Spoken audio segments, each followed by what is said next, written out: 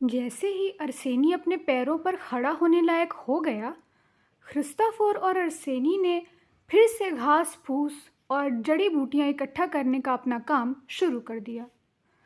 पहले कुछ दिनों तक तो वो दोनों आसपास के इलाकों में ही जाया करते थे। जैसे जैसे अरसेनी का पैर ठीक होने लगा, तब वो दूर दराज इलाकों में जाने लगे। नदी नालों के किनारों से वो जल कुमुदिनी, लाल और पीले रंग के और सफ़ेद पत्तियों वाले पौधों को इकट्ठा करते। ये पौधा जहर ख़त्म करने के काम आता है। वहीं नदी के किनारे उन्हें जादुई पौधा भी मिल गया। ख्रिस्टोफर ने अरसेनी को इस पौधे को पहचानना भी सिखाया था। इस पौधे के पीले फूल, गोलाकार पत्ते और सफ़ेद जड़ें होती हैं। इस अद्भुत पौधे का इस्तेमाल घोड़ों और गायों की बीमारियों के इलाज में होता है। जंगलों के किनारों पर उगते विंड फ्लावर को केवल बसंत ऋतु के समय जमा किया जाता था। इस पौधे को सिर्फ कुछ खास दिनों पर, जैसे कि 9, 22 और 23 अप्रैल को ही तोड़ा जाना चाहिए। ऐसा माना जाता था कि लकड़ी के घर बनाते समय पहले लट्ठे के नीचे इस पौधे को रखना अच्छा शगुन होता है। जंगलों में वे दोनों सावा नाम की रहस्यपूर्ण घास को भी ढूंढते थे। इस घास के साथ ख्रिस्टोफर बेहद सावधानी बरतता था। स्लावी लोक परंपरा के हिसाब से ये घास सीधे दिमाग पर बुरा असर डालती है। यदि ये घास ख्रिस्टोफर बच्चे के आगे पालती मारकर बैठ गया, चोर के रास्ते में बिछा दी जाए, तो चोरी का माल वापस मिल जाता है। ख्रिस्टोफर ने घास को टोकरी में रख लिया और कांटेदार घास से ढक दिया। घर लौटते समय वो पार लगा दे नाम की बूटी की फलियां उठाता जाता था। इस जड़ी बूटी की गंध से सांप पास नहीं आते। इसके बीज मुंह में रखने से पानी में से भी पार जाने का रास्ता मिल जाता है, ख्रिस्टोफर ने बताया था। पानी में भी रास्ता मिल जाता है? क्या ऐसा वाकई में होता है? अरसेनी ने गंभीर मुद्रा में पूछा था। हाँ, सच में, अगर साथ में प्रार्थना भी की जाए, ख्रिस्टोफर ने जवाब में कहा। दादा को खुद भी ऐसा कहकर अजीब सा लग रहा था। आखिरकार क्या सब कुछ प्रार्थना से संभव है? अगर ऐसा है तो बीज की क्या ज़रूरत है?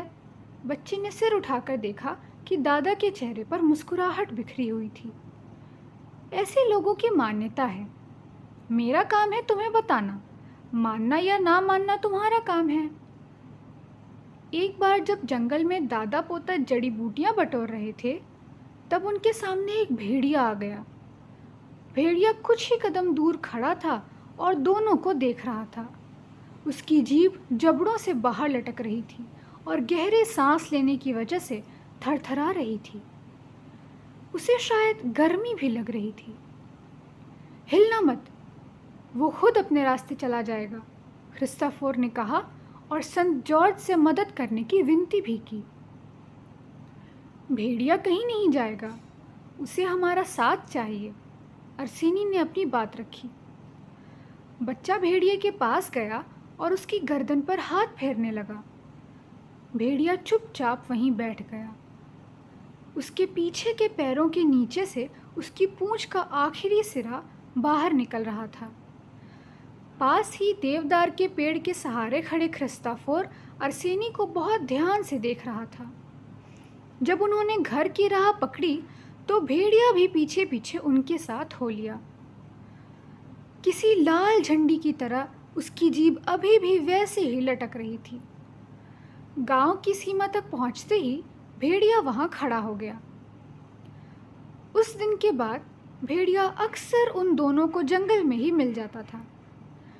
जब वे खाना खाने बैठते तो भेड़िया पास आकर बैठ जाता। ख्रिस्टोफर उसकी तरफ रोटी के टुकड़े फेंकता और भेड़िया हवा में उछलकर उन्हें दांत कटकटाते हुए पकड़ लेता। भेड़िया घास पर फैलकर लेट जाता और विचार मग्न होके आगे की ओर देखता रहता। जंगल से लौटते समय भेड़िया उनको घर के दरवाजे तक छोड़ने आने लगा था। कभी कभार वो वहीं आंगन में सो जाता और सुबह तीनों एक साथ जंगल की राह पकड़ते।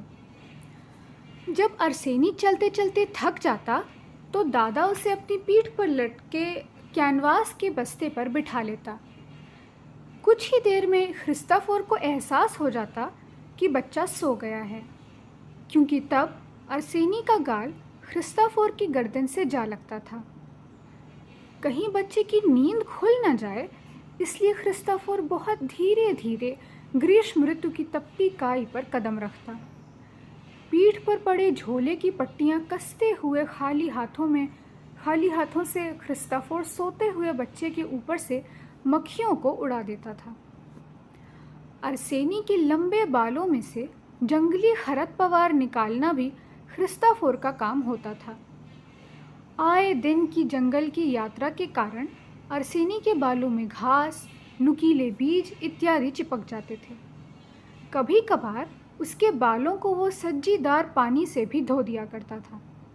ये खास घोल, बाल धोने का पानी, ख्रिस्टोफर सफ़ेद रंग की घास, एनोक और चिनार वृक्ष के पत्तों से तैयार करता था।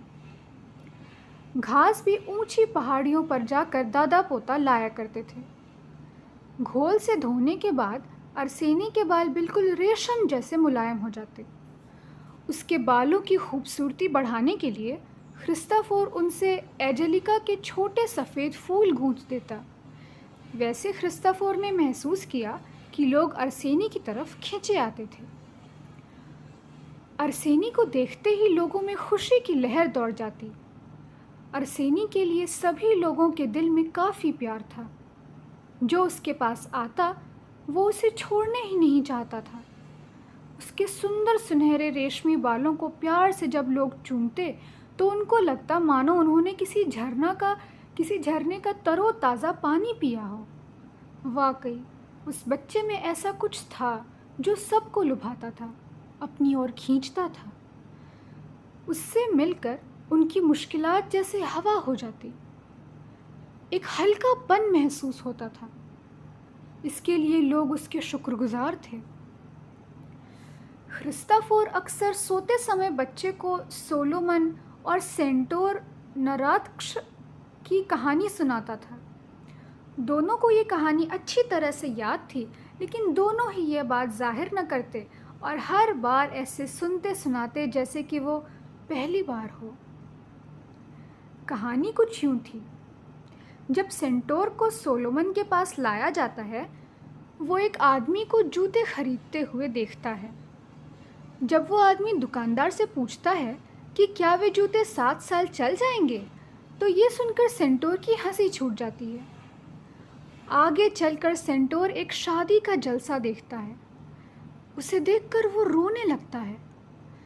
सोलोमन ने उससे हंसने का कारण पूछा और वो बोला, मैं देख रहा हूँ कि 7 साल तो दूर हैं। वो आदमी 7 दिनों से ज़्यादा जीने वाला नहीं है। हैरत भरे अंदाज में तब सोलोमन ने सेंटोर से शादी के जलसे को देख रोने का कारण भी पूछा और जवाब में सेंटोर ने कहा, कितने दुख की बात है कि 13 दिन से ज़्यादा ज़िंदगी नहीं है दूल्हे के पास। एक बार अरसेनी ने ख्रिस्टोफर से कहा, मेरी समझ में नहीं आया कि सेंटोर हंसा क्यों। सेंटोर को तो पता था कि मरने के बाद आदमी पुनः जीवित हो जाएगा, फिर वो क्यों रोया। मुझे पता नहीं, ठीक से कुछ नहीं कह सकता इस बारे में। ख्रिस्टोफर ने बच्चे को जवाब तो दे दिया, मगर वो सोच रहा था कि अच्छा होता यदि सेंटोर हंसा ना होता। अरसेनी की मनस्थिति को समझते हुए सोने के समय ख्रिस्टोफर ने उसके तकिए के नीचे बैंगनी लूस्टस्टाइफ नाम की जड़ी की डंडी रख दी, ताकि बच्चे की नींद में कोई खलल ना आए। इस तरह से अरसेनी शांति से सोया और उसे सपने नहीं दिखे। अरसेनी को उसके जीवन के दूसरे सप्तक की शुरुआत में उसके पिता ख्रिस्टोफर के पास ले आए थे। बच्चे के पिता ने उसके दादा को बताया कि गांव में लोग महामारी की आशंका से परेशान हैं। बेहतर होगा कि कुछ दिन अरसेनी इस आफत से परे ख्रिस्टोफर के पास ही रह जाए।